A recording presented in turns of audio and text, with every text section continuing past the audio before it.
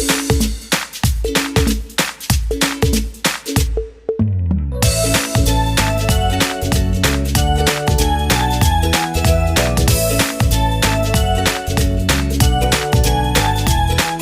morning everyone. Welcome back to the online study of Max Divine. I hope you all are completely fine. आज मैं आपको Hindi reader पढ़ाऊंगी। Hindi reader का chapter number 7 मुखिया जी की शिकार कथा। इसके लेखक हैं श्री अशोक चक्रधर जी। बहुमुखी प्रतिभा के धनी सुप्रसिद्ध व्यंग्यकार, हास्य कवि व लेखक श्री अशोक चक्रधर जी का जन्म 8 फरवरी सन 1951 को हुआ था। ये जामिया मिलिया विश्वविद्यालय दिल्ली में हिंदी विभाग के प्रोफेसर पद पर रहे हैं। इन्होंने 2004 में स्वैच्छिक अपनी मर्जी से सेवानिवृत्ति ले ली। प्रमुख रचनाएं हैं इनकी। इन्होंने काव्य, नाटक, बाल साहित्य, युवा, शैक्षिक साहित्य, साहित्य समालोचना आदि सभी विधाओं में अपनी कलम चलाई है। इन्हें कई प्रांतों व देशों से न केवल हिंदी वरन पर्यावरण चेतना, राष्ट्रभाषा प्रसार आदि के लिए उच्च पुरस्कारों से अलंकृत किया गया है। बूढ़े बच्चे, सो तो है, भोले भाले, तमाशा इनके चर्चित काव्य संग्रह, बंदरिया, चली ससुराल, बिटिया की सिसकी आदि प्रसिद्ध नाटक, कोयल का सितार, स्नेहा का सपना, बाल साहित्य, नई डगर, अपाहिज कौन, हमने मुहिम चलाई, भाई बहुत अच्छे, युवा शैक्षिक फिल्में तथा मुक्ति बोध की काव्य प्रक्रिया, छाया के बाद इनकी सुप्रसिद्ध समालोचनाएं हैं। ये सब इनकी रचनाएं हैं जो श्री अशोक चक्रधर जी ने की हैं। अब हम अपना चैप्टर स्टार्ट करने से पहले देख लेते हैं चैप्टर हमारा किस बेस पर है, चैप्टर में क्या कह रखा है। आज राजनीति भ्रष्टाचार की जननी बन चुकी है। राजनीति मीन्स पॉलिटिक्स, और भ्रष्टाचार क्या होता है? अपने फ़ायदे के लिए किसी काम को करना, नियमों के खिलाफ करना, गलत तरीके से करना, इसे हम बोलते हैं भ्रष्टाचार। तो राजनीति ही भ्रष्टाचार की जननी बन चुकी है। भ्रष्टाचार राजनीति से ही उत्पन्न हो रहा है। भारत के रक्षक ही भक्षक बन चुके हैं। जो भारत के रक्षक हैं, राजनीतिज्ञ जितने भी होते हैं सब भारत के रक्षक हैं, लेकिन यह भक्षक बन चुके हैं। शासक ही शोषक बन चुके हैं। जो शासक कर रहे हैं वही शोषण कर रहे हैं।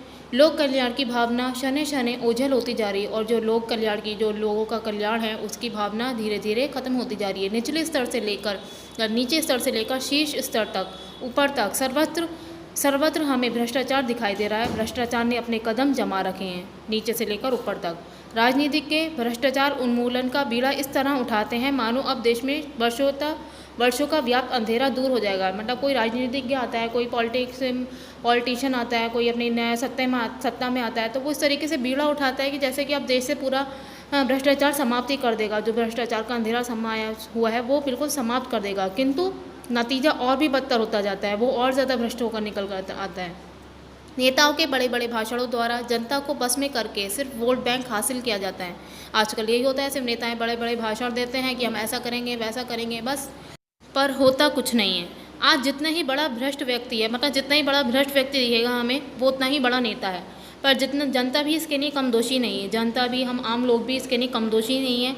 वह भी कल्पनाओं में लिप्त कबंधों का ही चुनाव करती है। हम भी उन्हीं लोगों का चुनाव करते हैं जो इस लायक नहीं होते हैं, सिर्फ जो बड़े बड़ी बातें करते हैं, हम भी उन्हीं लोगों का चुनाव करते हैं। ये भारत का दुर्भाग्य नहीं तो क्या है, ये भारत की बदकिस्मती नहीं तो क्या है कि हम ही ऐसे लोगों का चुनाव करते हैं। फिर हम ही रोते हैं कि ऐसे सत्ता में लोग हैं, ऐसे भ्रष्टाचार फैला हुआ है।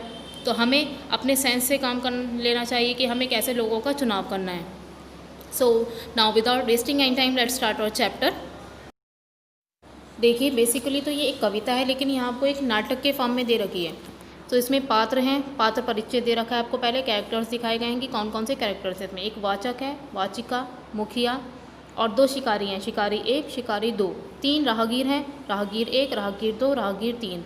एक हलवाई है और एक मुखिया की पत्नी है। दृश्य 1, पहला सीन। गांव में अपनी हवेली के चबूतरे पर एक मोड़े पर मुखिया जी बैठे हुक्का गुड़गुड़ा रहे हैं। वाचक, एक थे मुखिया जी। वाचिका, गांव के मुखिया जी। वाचक, मुखिया तो सुखिया थे, गांव था दुखिया जी, ऐसे थे मुखिया जी। वाचिका, कैसे थे मुखिया जी? वाचक कहता है, सजीले बांके निराले एक दिन बैठे ठाले। वाचिका, शिकार का शौक चर्राया तो शहर से 2 जाने माने शिकारियों को बुलाया। मतलब है कि यहाँ पर एक मुखिया थे जो गांव के मुखिया थे। मुखिया तो बहुत ज़्यादा सुखी थे, लेकिन गांव पूरा दुखी था। जिस गांव के वो मुखिया थे वो गांव दुखी था, क्योंकि वो गांव के लिए कुछ करते ही नहीं थे, सिर्फ अपने आप में लगे रहते थे, अपने आप का काम करते थे, अपने भ्रष्ट थे बहुत ज़्यादा, अपने ही फ़ायदे के लिए काम करते थे। निराले थे, अनोखे थे। बाके मीन्स अनोखे।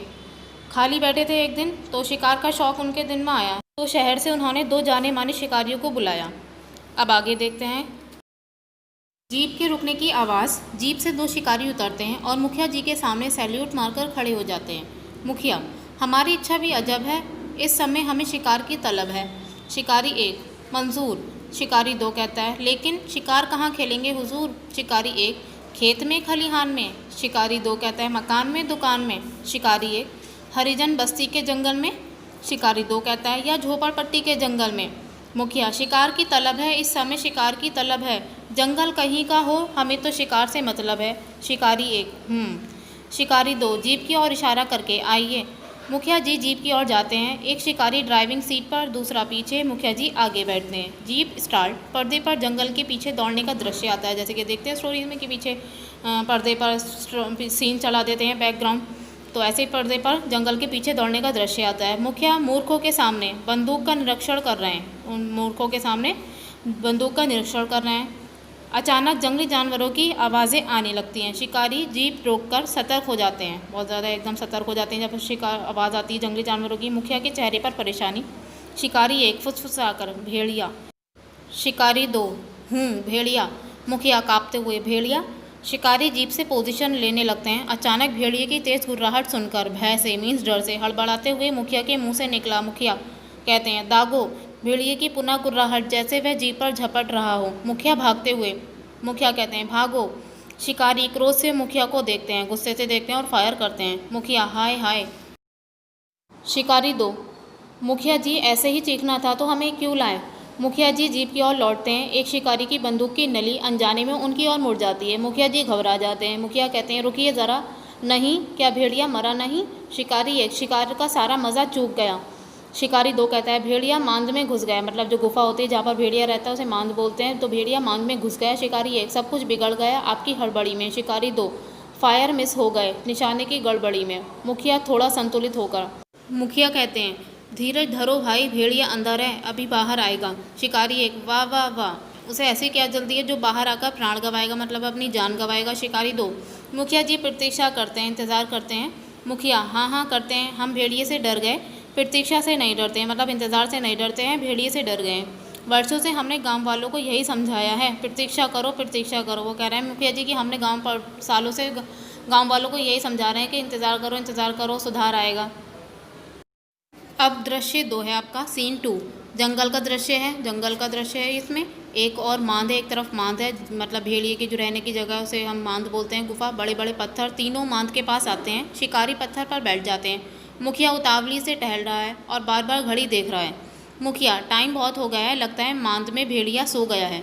मैं ऐसा करता हूँ, मांद के मोखले में मुँह देकर सीटियाँ बजाता हूँ, किसी भी तरह इस भेड़िए को जगाता हूँ। शिकारी कंधे उचका देते हैं। मुखिया मोखले में मुंह देकर सीटियां बजाता है। शिकारी मुस्कुराते हैं। अचानक सीटियों की आवाज़ बंद हो जाती है, लेकिन मुखिया अभी तक झांक रहा है। शिकारी परेशान। शिकारी एक कहता है, झांकते हुए हो गया पूरा 1 घंटा। शिकारी दो, अजीब है टंटा। शिकारी एक, कब से ले रहे हैं इस मांद का नज़ारा। शिकारी दो, टाइम ख़राब किया हमारा। शिकारी एक, मुखिया जी। शिकारी दो, मुखिया जी। दोनों शिकारी, मुखिया जी। दोनों शिकारी मुखिया के पास जाते हैं और पकड़कर उन्हें हटाते हैं। मुखिया के सिर पर काला कपड़ा, यानी उनका सिर गायब है। शिकारी हैरान। शिकारी एक, इनका तो सिर ही नहीं है। शिकारी दो, याद करो जब ये हमारे साथ आए थे तब क्या था। शिकारी एक, मैं क्या जानूं सच्चाई, सिर की तरफ तो ध्यान ही नहीं दिया भाई, तू बता, तू भी तो यही था। शिकारी दो, सिर की तरफ तो मेरा भी ध्यान नहीं था। शिकारी एक, ऐसा करते हैं, शहर में चलते हैं, सिर के बारे में लोग ही बताएंगे, गुत्थी सुलझाएंगे। शिकारी सिर विहीन मुखिया को ले जाने लगते हैं, मतलब जिनका सिर नहीं है, सिर वो भेड़िया खा गए, तो अब सिर विहीन मुखिया को ले जाने लगते हैं वो शिकारी। अब आता है आपका दृश्य 3, तीसरा सीन आता है, गांव की गली, एक और हलवाई की दुकान, आते जाते राहगीर हैं। वाचक, पकड़कर उन सिरविहीन मुखिया जी के हाथ लेकर उनको अपने साथ शिकारी दल उन्हें गली गली घुमाया, पर किसी भी उत्तर से संतुष्ट न हो पाया, मतलब कोई भी उत्तर से संतुष्ट नहीं हो पाया कि इनका सिर था भी या नहीं जब ये शिकार पर गए थे तब। राहगीर एक, गली से आते जाते तो रोज़ाना देखा करते थे श्रीमान, पर सिर की तरफ कभी ध्यान ही नहीं गया, कभी नहीं गया ध्यान, हम रास्ते में रोज़ आते जाते तो देखते थे। एक राहगीर कहता है। शिकारी दल दूसरे राहगीर से कुछ बातें कर रहा है। वाचक, जिससे पूछो यही दोहराता है, सिर के मामले में सिर हिलाता था। हलवाई ने शिकारी दल को पुकारा। हलवाई कहता है, सुनो भाई, मैं हूँ नन्नू हलवाई, रोज़ाना आते थे, मेरी जलेबियाँ भी खाते थे, इसका मतलब कि मुँह तो था, पर इसके ऊपर की मंजिल का नहीं पता। ऐसा करो, इनकी पत्नी के पास जाओ, उन्हीं से पता लगाओ, वो तो इन्हें अच्छी तरह पहचानती होंगी, सिर तो क्या उनके बारे में सब कुछ जानती होंगी। अब दृश्य 4 आता है, सीन 4। मुखिया जी के घर, मुखिया की पत्नी, शिकारी दल, सिरविहीन मुखिया जी, ये सब लोग होते हैं वहाँ। पत्नी, क्या कहा खोपड़ी?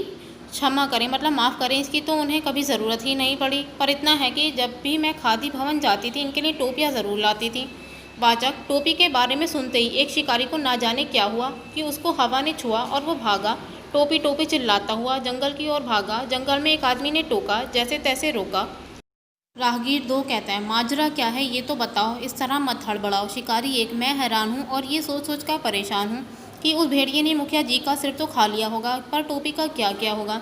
राहगीर 3, भेड़िए का पता देता हूँ, हर बात बता देता हूँ। भेड़िया अब मांद में नहीं है, बाहर निकल आया है, शहर के राजनीतिक हलकों को सूंघ रहा है और खुद टोपी लगाकर बड़ी शान से गली गली घूम रहा है। इस नाटक के माध्यम से, इस कविता के माध्यम से श्री अशोक चक्रधर जी ने जो हमारे मनुष्य के रूप में छुपे भेड़िए हैं, जो राजनीतिक नेता हैं, उन लोगों पर व्यंग्य ताना कसा है। यहाँ आपकी ये नाटक कविता ख़त्म होती है। आई होप ये आपको समझ आ गया होगा कि कैसे भ्रष्टाचारी लोग हमारे समाज को बर्बाद कर रहे हैं। ना होमवर्क टाइम। होमवर्क में आपको इस चैप्टर के शब्द दर्ज करने हैं अपनी फेयर कॉपी पर, और इसकी आंसर शीट मैं आपको सेंड कर दूँगी, उससे आप अपना वर्क कंप्लीट करेंगे। ये अनुच्छेद पर आधारित प्रश्न या आप बुक पर ही फिल कीजिएगा। ये 2 अनुच्छेद हैं आपके, या बुक पर ही फिल कीजिएगा, पेंसिल से फिल करना है। एनी क्वेश्चन आंसर्स, कथनों का क्या अभिप्राय है और ये सही विकल्प, ये सब आपको सॉल्व करने हैं। इसके लिए मैं आपको PDF सेंड करूँगी, उससे आंसर शीट से आप अपना वर्क कंप्लीट करेंगे। स्पेलिंग्स का और मात्रा का ध्यान रखना है, नीट एंड क्लीन राइटिंग में वर्क करना है, और कल सुबह 8 बजे से पहले आपको ये वर्क मुझे सेंड करना है। Okay, thank you and have a nice day.